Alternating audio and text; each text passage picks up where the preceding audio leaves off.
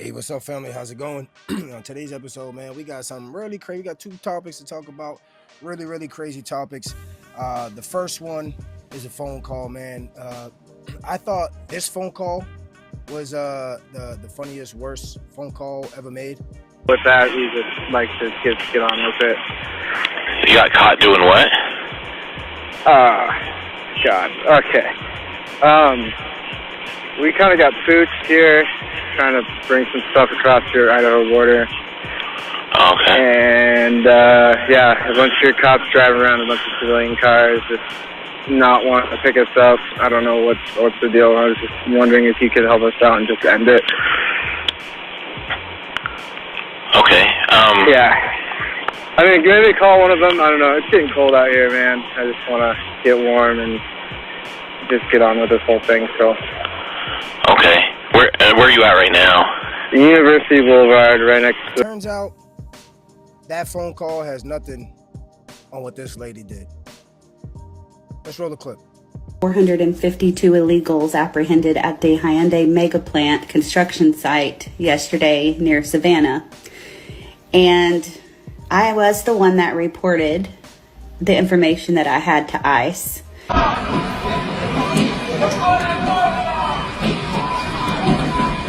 That has to be the craziest thing ever. You did what? And then you went on social media and you made a video of it saying that you're the one that called. If she disappears, y'all, at least we know why, right? But yeah, moving on. We got another topic to talk about. This is kind of crazy. I thought we were past this. You know what I'm saying? I thought we kind of moved along and it's 2025 and, you know, everybody's getting along and it was just only a certain amount of people that were still thinking like this. But apparently not. So in Arkansas, there is a community being built as we speak for white people only with a European background. I cannot make this shit up. I kid you guys not. With that being said, roll this clip. Blacks, Hispanics, are there any others? Well, you could probably go on. Well, my personal preference is I would prefer not to live around gay people because we want to live around other whites, right? Right. Okay. So Democrats also no good. Identity. Okay, but you didn't really answer my question. Would you let any black or Jews live here under any circumstance? If let's say they shared a lot of your viewpoints, they shared your politics, you really like them, they're nice people, would you let them live here? So, but the answer is no for those things, right?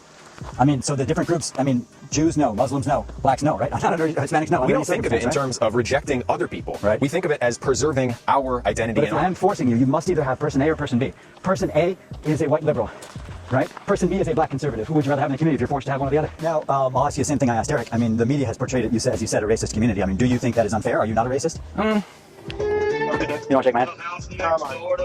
All right, see you, buddy. All right.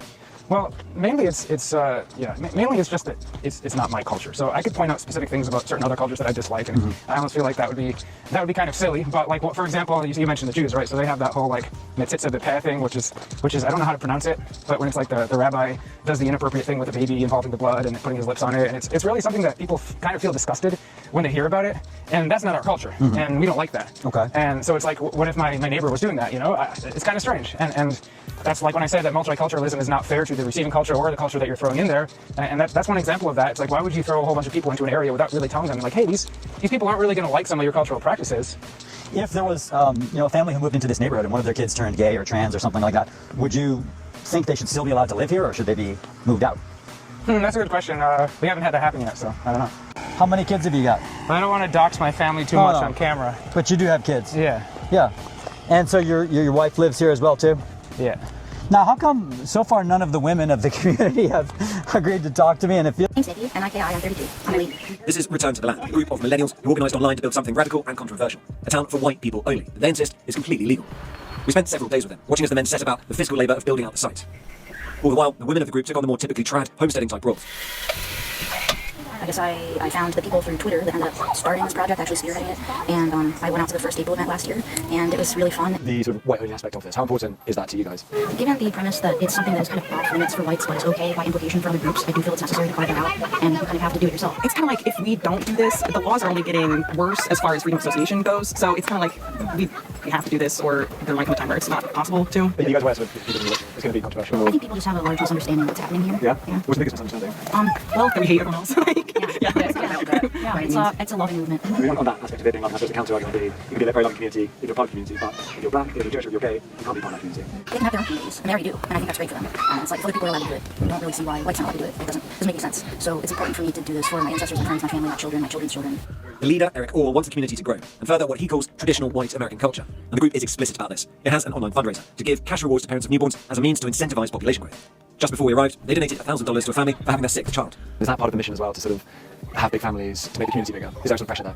I don't feel particularly myself, I don't feel any pressure to like have a big family. I think there's a kind of expectation here that you do want to as part of helping grow this thing that you're going to have kids. It feels very weird trying to give an accurate portrayal of the community without a single woman, explaining her story to me or telling me why they moved here or whatever. Are the women just shy, or is anybody willing to meet me? Is your wife willing to meet me here? You've seen some of the women talk in other media appearances, and we also have a podcast that has had some appearances from some of the women, and we have an exit comment for the RTL women. The reason that you're personally not able to talk to any women is because of media fatigue. In fact, most of the guys now aren't talking to media anymore. Oh, really? We've just kind of gotten tired of it. I mean, it's kind of nice to have some attention, but then eventually it sort of gets tiring. People are going to call us what they want to call us. I would say that certainly there are some racial aspects to it, of course. Right. The silliest way. I mean, in terms of ideology, what sort of person is attracted to this sort of community, would you say? People who are kind of fed up with the weird things that are happening.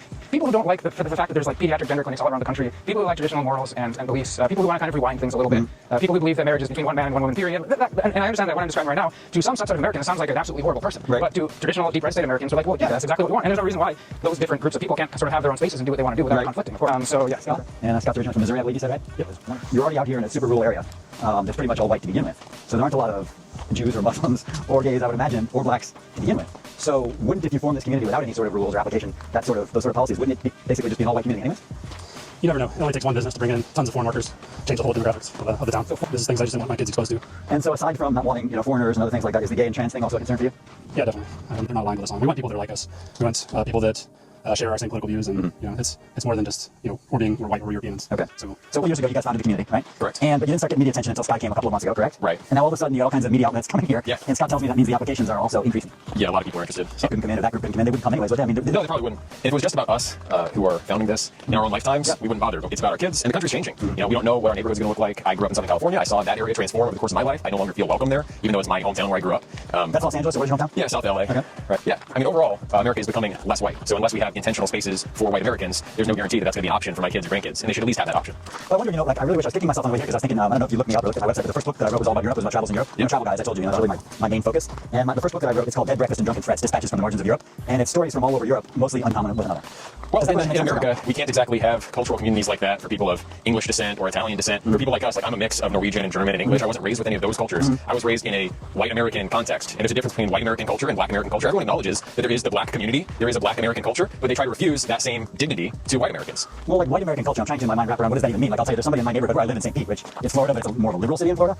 I've got somebody who lives on a block behind me, a white family that has a BLM flag, and they also have one of those signs in the yard that says like immigrants welcome here, like one of those kinds of like virtue signaling sort of signs. Yeah. What does somebody like that have in common with you? I mean, they're white, but they don't have anything in common with you, do they? Well, they're obviously not supporting traditional European values or culture. I mean, if you go back, there is a rich heritage of American music, classical music, popular music. I mean, rock and roll, yeah, these genres had the input of black Americans and white Americans, but there is a unique tradition that our people expressed in this continent. We have our own cuisine. We have You say we have our own cuisine. What are you talking about? Well, Americans, white Americans. We built the country. It was 90% white like 60 years ago. That's the people who built this culture that we all now take for granted. That was our ancestors as white Americans. And it's what we know and feel comfortable with. And a lot of people are coming from other places who don't share that basic background. It doesn't matter if I'm applying to your community. Well, we make decisions on a case-by-case basis. And similar to how the early United States wanted immigrants who would be easy to assimilate with its overarching culture. Right. So we're looking for people who are easy to assimilate into the kind of white American culture that we're looking to preserve. Levantine. And that's not within Europe. So we care about who we are by blood, as well as who we choose to be by our free action and what we have been gifted with culturally, our cultural inheritance. All of that, those levels of identity matter to us. And some people don't care about that ancestral component, where they come from genetically. We do. So, but the answer is no for those things, right? I mean, so the different groups, I mean, Jews no, Muslims no, blacks no, right? Hispanics no. We don't think of it in terms of rejecting other people. Right. We think of it as preserving our identity. But if they put an application and the answer is no, correct? It's a case-by-case decision. So I wouldn't say blanket across the board no matter what, but if you're not majority at least European ancestry, it's very unlikely that you would fit in. This is crazy. Again, I thought that we were past this, but obviously not. And yeah, what do y'all think? Drop what y'all think in the comments, man. Y'all know what I think, man. And I'll catch y'all on the next episode of iHeart MB the podcast. Love y'all.